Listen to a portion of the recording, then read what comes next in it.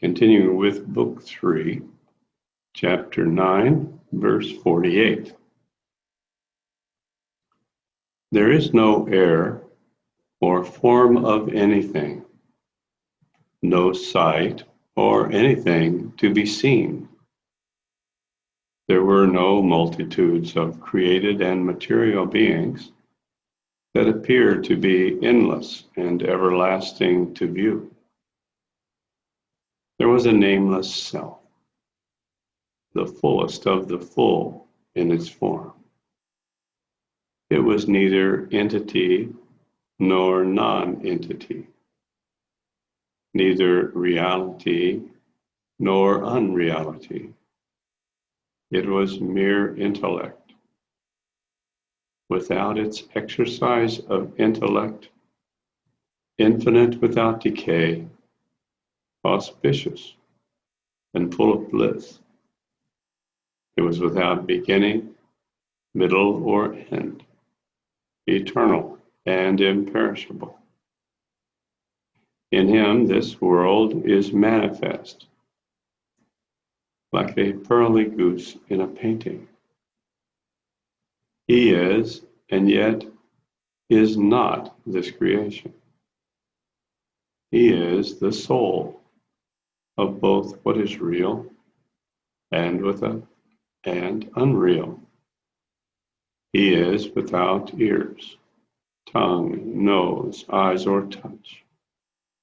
Yet he hears, tastes, smells, sees, and feels everywhere, in all places, and at all times.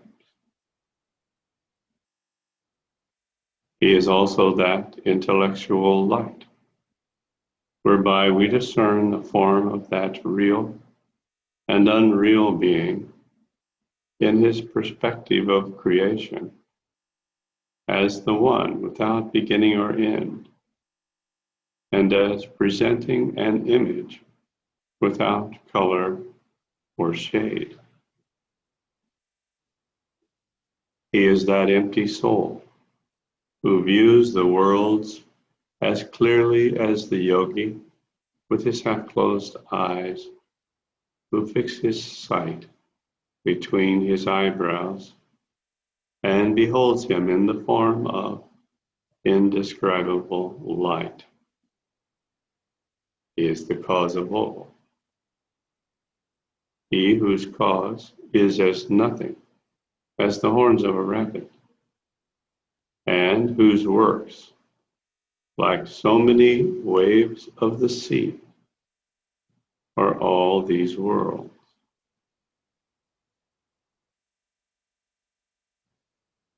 His light is ever shining everywhere, and he has his seat in the human heart.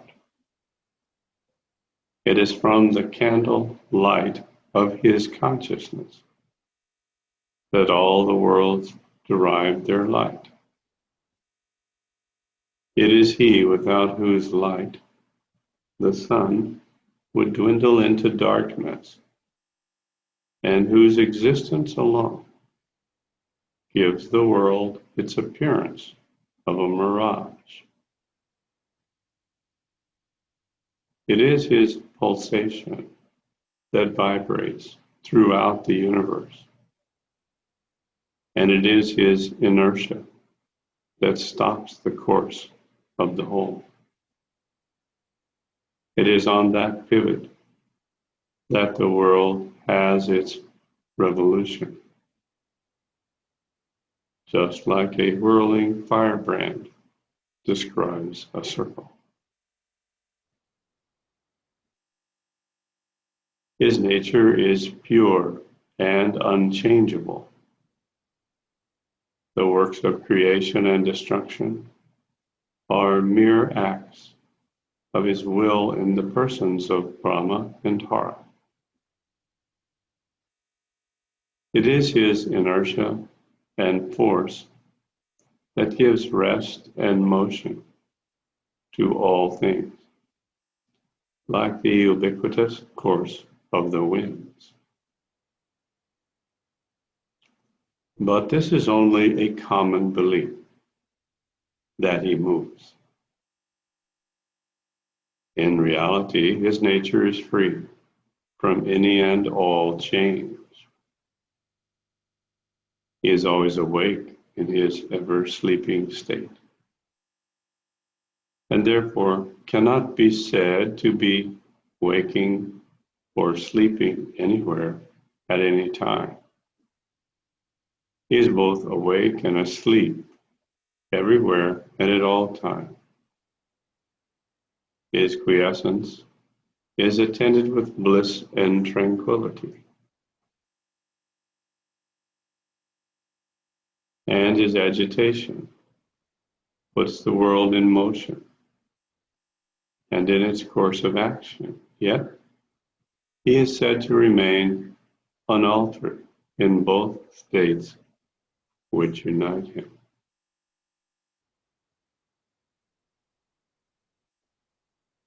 He is inherent in all things as fragrance is innate in the flower, and he is indestructible. Like the fragrance remains after the flower is destroyed. He pervades all things, yet is as intangible as the whiteness of linen. He, though speechless, is the author of all speech and sound. Though he appears to be as unthinking as a stone, he is full of thought. He, though fully satisfied with his bliss, enjoys all things, although he requires nothing for himself. He, though without body, moves all the members of the body, and is described in the Vedas as having 1,000 arms and eyes. He, having no support for himself, is yet the support of all, and pervades the whole without being seated anywhere. He, having no organs or organic power, is the organ of organs, and performs the functions of innumerable organs. Having no mind that senses, he exhibits endless designs of his divine mind in the infinity of creation.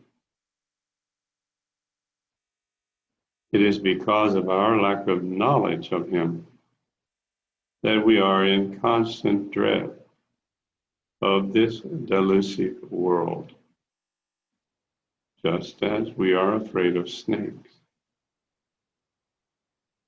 It is at his sight that all our fears and desires lie far away from us.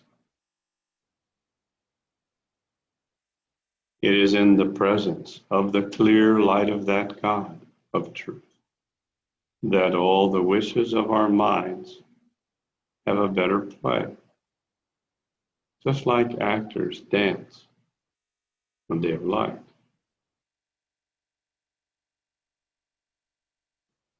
It is by him that 100 types of visible objects arise every moment to our view, like the ceaseless series of waves, billows, and surges rising on the surface of the waters. It is he who exhibits himself other than what he is in hundreds of different shapes to our mistaken minds. Just like gold is made to appear in the various forms of bracelets, armlets, and 100 other sorts of trinkets. He who manifests himself as the soul abiding in me you, and in every other person. Yet it is not me, you, he or it. It is the Supreme Soul or Self that is the same with and apart from all. It is he and the same being, whether you view him in one or more objects, as it is the same water that heaves itself in this or the other wave. Thus all visible phenomena have their rise from him. He from whom time has its counting, and that which can be seen as its appearance, by whom the mind exercises its thinking powers, and by whose light the world is enlightened, is the Supreme. Whatever forms, figures, and their actions, whatsoever flavors and odors, and what sounds, touch, feelings, and perceptions there are, or that you can sense, know them all and their cause also to be the Supreme. You will be able to know your own good, O Ram, if you can see with the vision that lies between the looker and the object looked upon. Know it as uncreated and indestructible, without beginning or end. It is the eternal and everlasting Brahman and bliss itself. It is immaculate and infallible, highly adorable, and without fault in its nature. It is beyond all description and a mere void in its form. It is the cause of causes and a notion of something that is unknowable. It is understanding and the interfaculty of the intellect or the mind. So this is a very interesting and complete description of the silent witness and beyond the silent witness.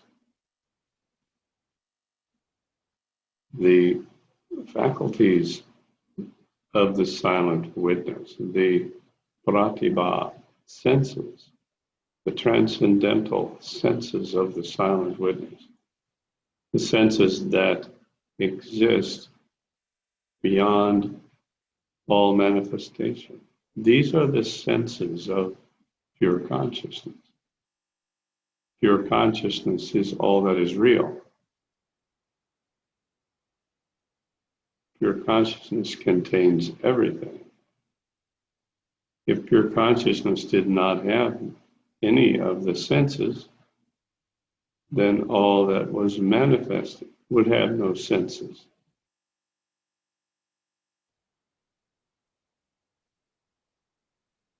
So this is a wonderful description of that which cannot be described.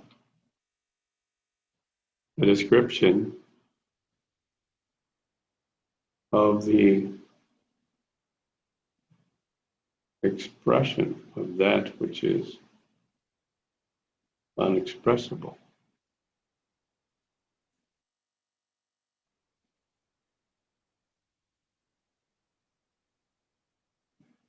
Chapter 10. The emptiness upon universal dissolution is not empty. Description of God.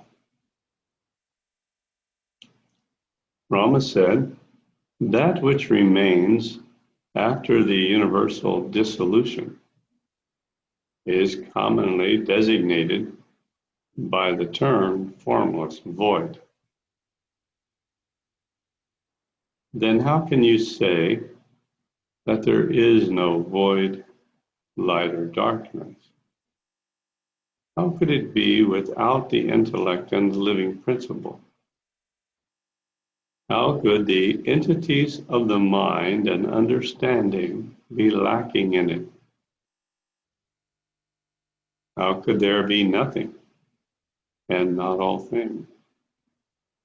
You have used other similar paradoxical expressions that have created much confusion in me.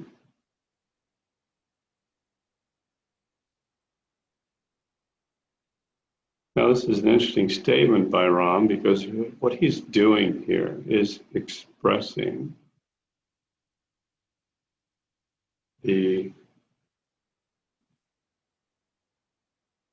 chaos or confusion that is created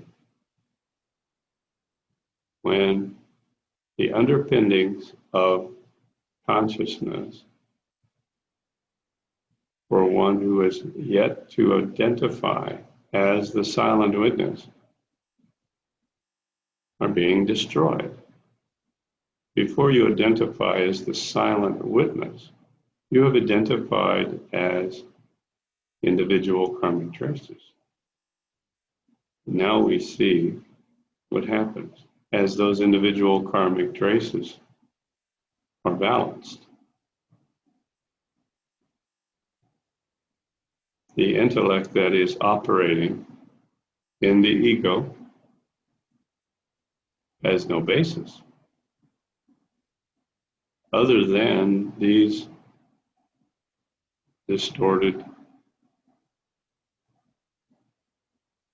baseless individual karmic traces.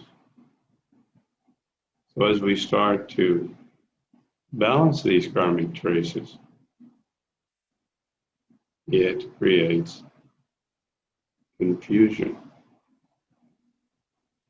We see what we think are paradoxical expressions.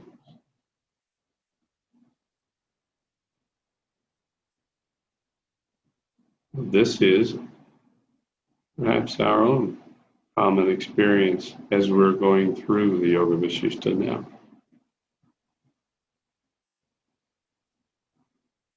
Vasishtha said, "You have raised a difficult additional question, Ram, but I shall have no difficulty to solve it. Just like the sun is at no pains to dispel the darkness of night. At the end of a great Kalpa age, when there remains that entity of God, it cannot be said to be a void, as I will now explain to you. Attend, Rama, and hear.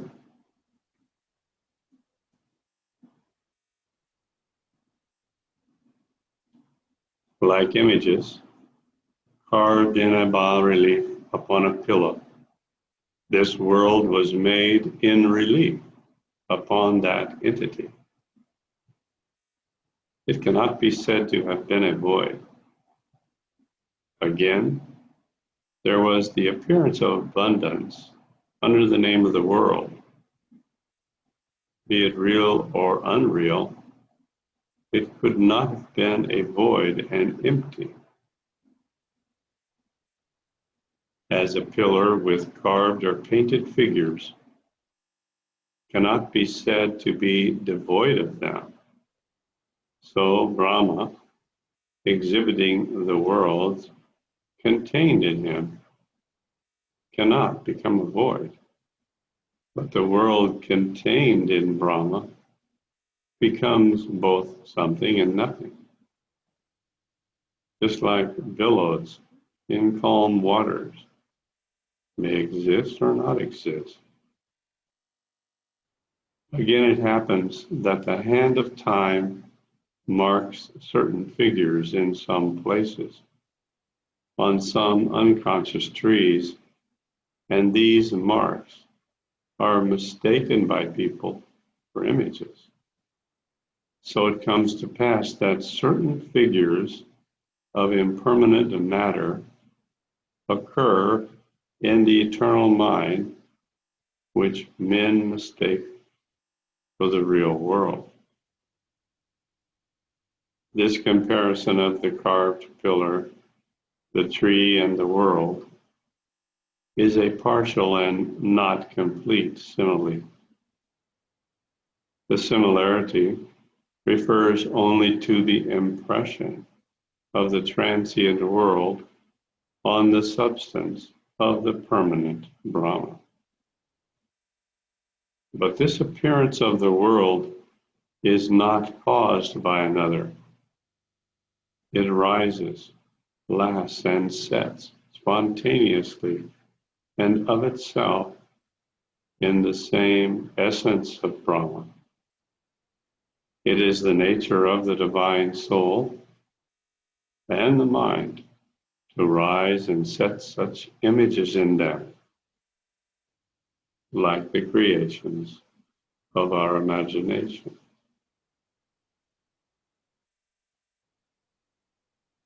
The meaning of the word void, shunya, instead of no void, ashunya, or existence, is a fiction. It is as false as emptiness is a non-existence in nature. Something must come out of something, and never from a void, nothing.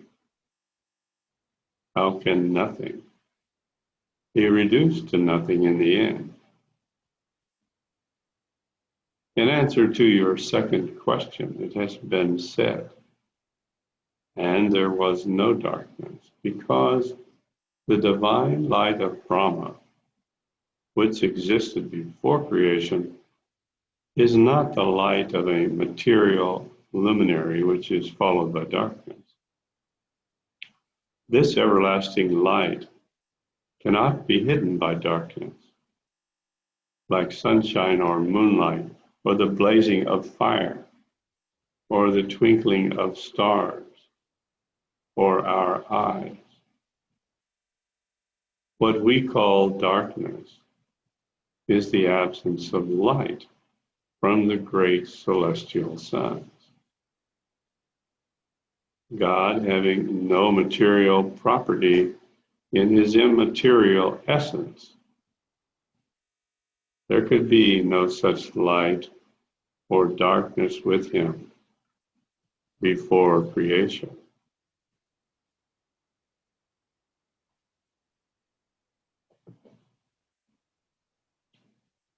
The light of the empty Brahma is an internal perception of the soul, and is only felt and perceived within one's self, and never externally by anybody. This spiritual light is never clouded by any mist or darkness or temporal objects. The indestructible Brahma is beyond and free from external and visible light and darkness.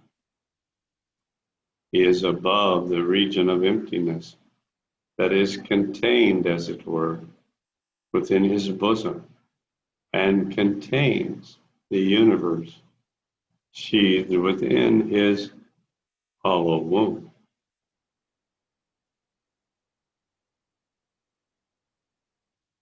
As there is no difference between the outside and inside of a fruit, there is no shade of difference between Brahma and the universe. As a wave is contained in the composed of water and a clay pot of earth, so the world, being contained in Brahma, it cannot be said to be null and void, but is full of the Spirit of God. The comparison of earth and water does not agree physically with the spiritual essence of God, whose empty spirit contains and comprises the whole Vishwa universe within itself,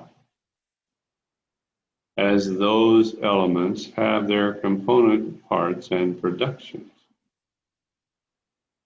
Now, as the sphere of the intellect is far clearer and brighter than the spheres of air and empty space,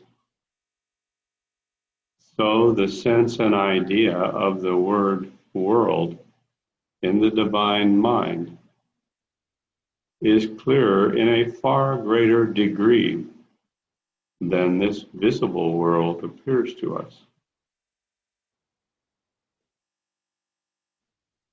In answer to the third question, with regard to the lack of intellect, it is said that, like the pungency of pepper is perceived by one who tastes it, and not by him who has never tasted it, so the minutiae of the intellect are known in the intellectual sphere by cultivated intelligence, and not by one who is without it. Thus, the intellect appears as no intellect to one who is devoid of intelligence in himself. So this world is seen in the Spirit of God, or otherwise according to whether one has cultivated or neglected his spiritual knowledge. The world can be seen either in its outward form, as other than Brahma, or in a spiritual light, as the same with Brahma. The yogi views it in its fourth, Turiya state of utter extinction, Sushupta, deep sleep, in his unconscious soul.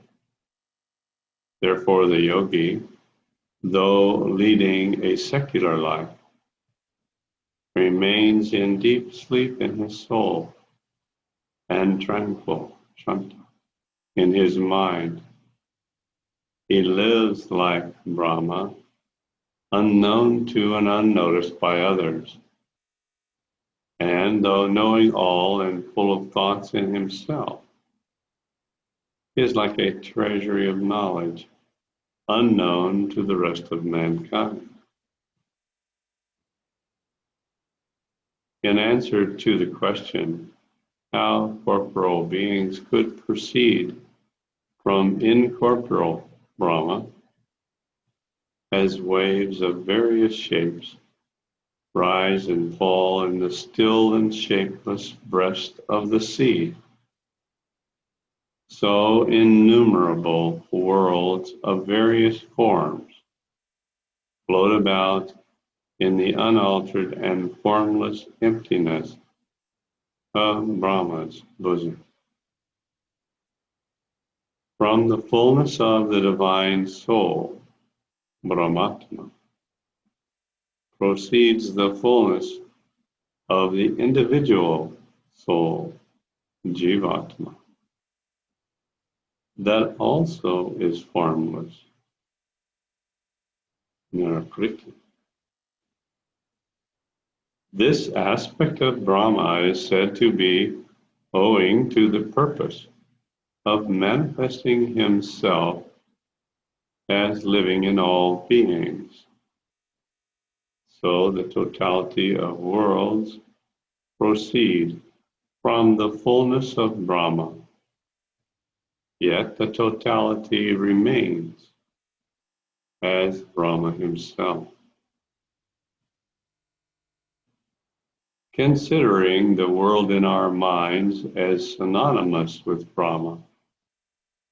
We find their identity like one finds by taste that pepper and its pungency are the same thing. Such being the state of the unreality of the mind and what it can perceive, their reflections upon each other are as untrue as the shadows of a shadow. No, Brahma is smaller than the smallest atom and the minutest of minutest particles. He is purer than air and more tranquil than the subtle ether that is enclosed in him. Unbounded by space or time, his form is the most extensive of all. He is without beginning or end, an indescribable light, without brightness. He is the form of cosmic consciousness, Chit, and eternal life, without the conditions and accidents of life. The divine mind has its will eternal, and it is devoid of the desires of finite minds.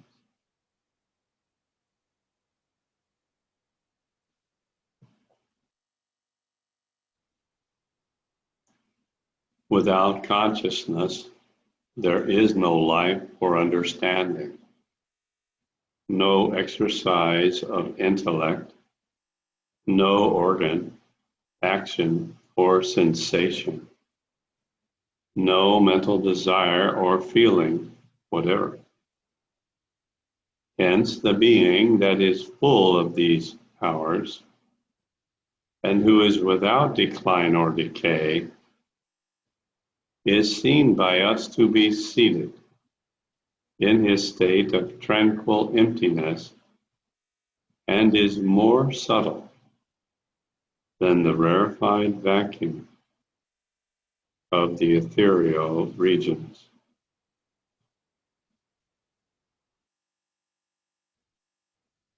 Brahma said, "Tell me again and more precisely about the form of this transcendental being who is of the nature of infinite intelligence, so that I may have more light in my understanding."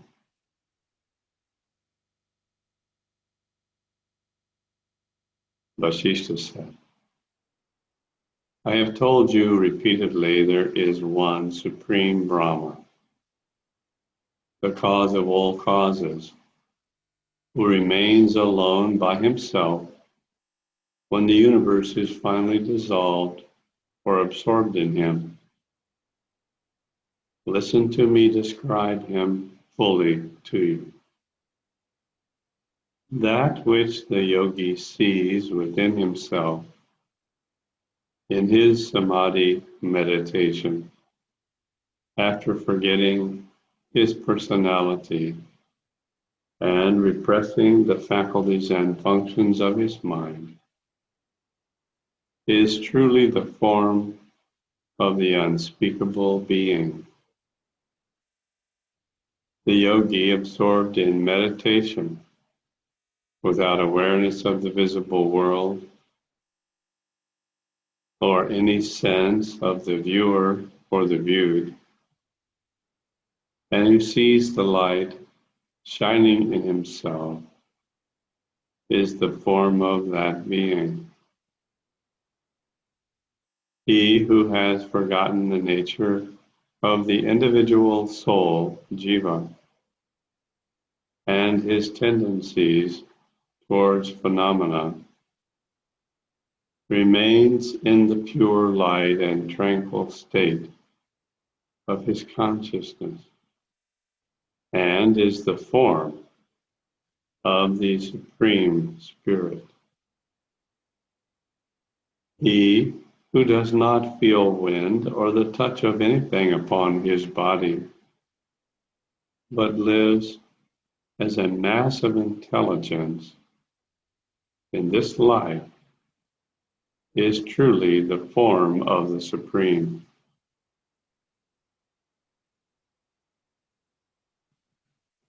Again, that state of the mind, which a man of sense enjoys in his long and deep sleep, undisturbed by dreams or gnats, is truly the form of the Supreme.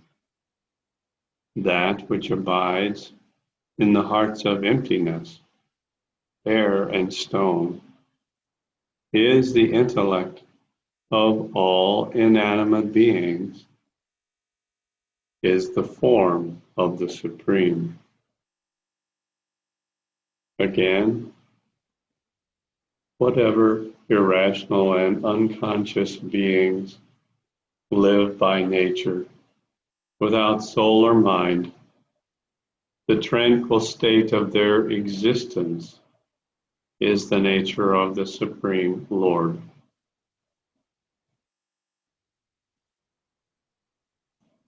That which is seated in the midst of the intellectual light of the soul, and which is situated in the midst of the ethereal light of the sun, and that which is in the midst of light, and we can see, is truly the form of the Supreme.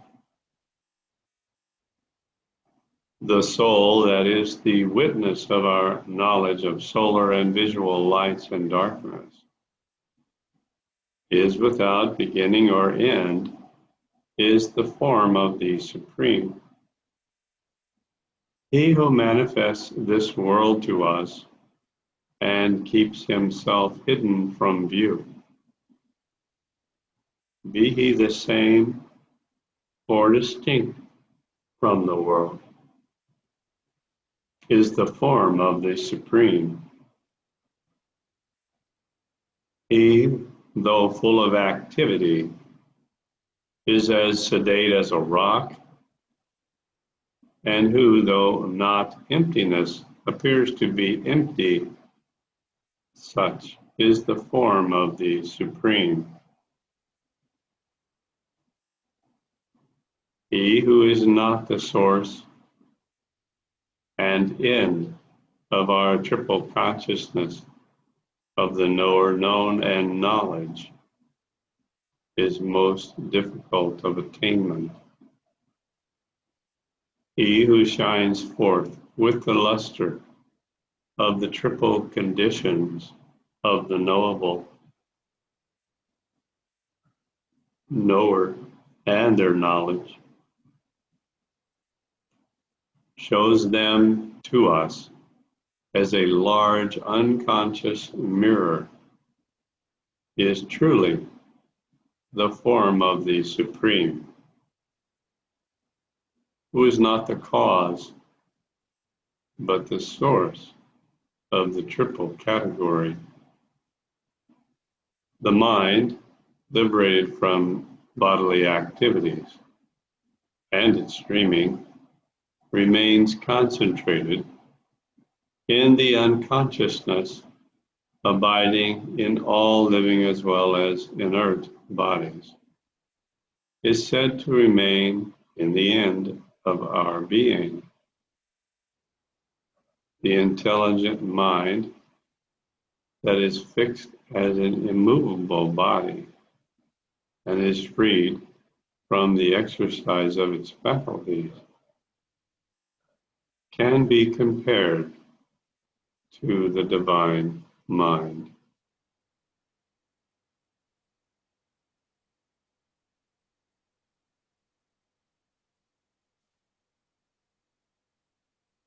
Chapter 11.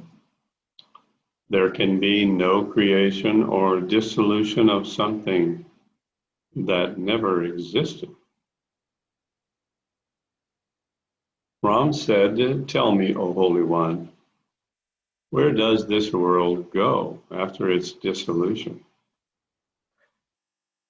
And when it does not retain its present form or its magnificent appearance? Vashishta answered, "Tell me, Ram, what is the form of a barren woman's son? Where does he come from and where does he go? Tell me also, where does a castle in the sky come from and where does it go?" Ram replied, "There never was, nor is there, nor will there ever be a son of a barren woman or a castle in the sky. Why do you ask me about the form and figure of something that is nothing?" Shishta said, "As there never was a barren woman's son, or a city in the air, so there never existed any scene such as that of the world.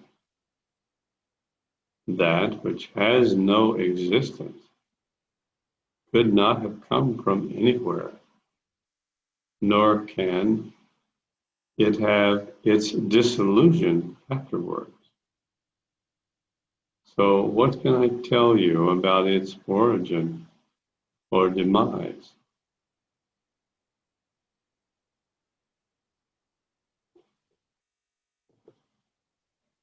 Ram replied, "The son of the barren woman and a city in the sky are mere fictions.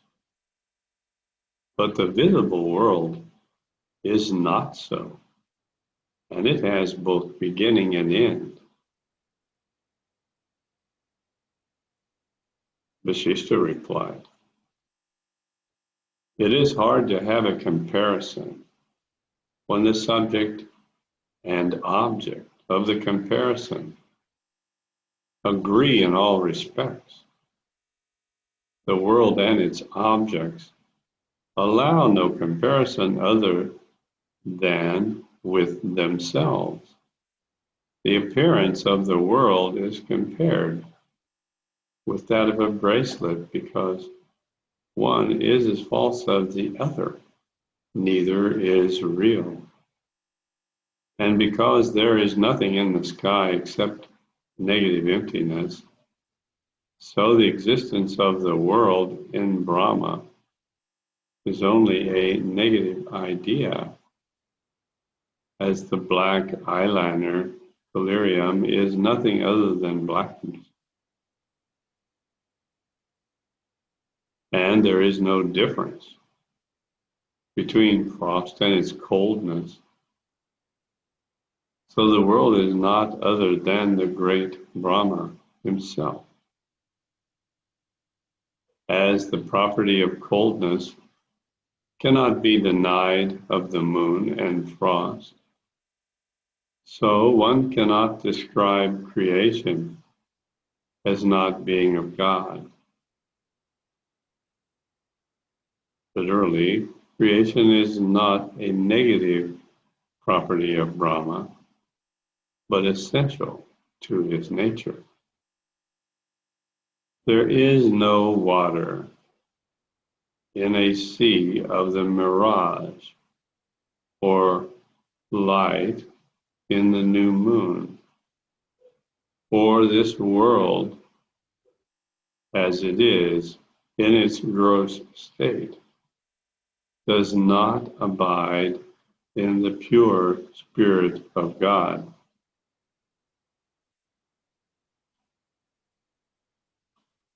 That which does not exist, owing to the lack of any cause, has no present existence and cannot be destroyed. How is it possible for a dull material object to have any cause other than a material one?